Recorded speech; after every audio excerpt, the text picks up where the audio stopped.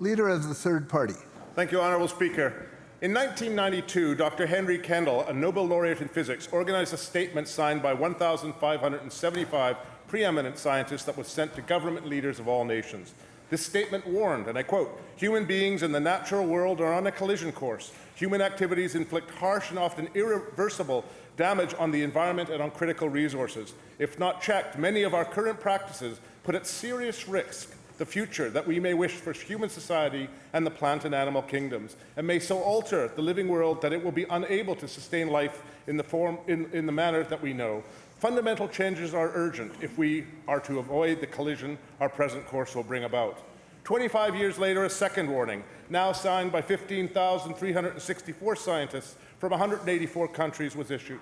Published last week in Oxford University Press's prestigious journal Bioscience, this warning concluded, "To prevent widespread misery and catastrophic biodiversity loss, humanity must practice a more environmentally sustainable alternative to business as usual. Soon it will be too late to shift a course away from our failing trajectory, and time is running out.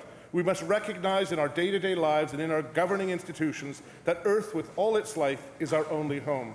The warning quantitatively analyzed the 9 environmental issues identified in 1992, and they showed that in all cases but one, conditions have actually gotten worse, and in most cases dramatically so. Yet that one success story offers us so much hope.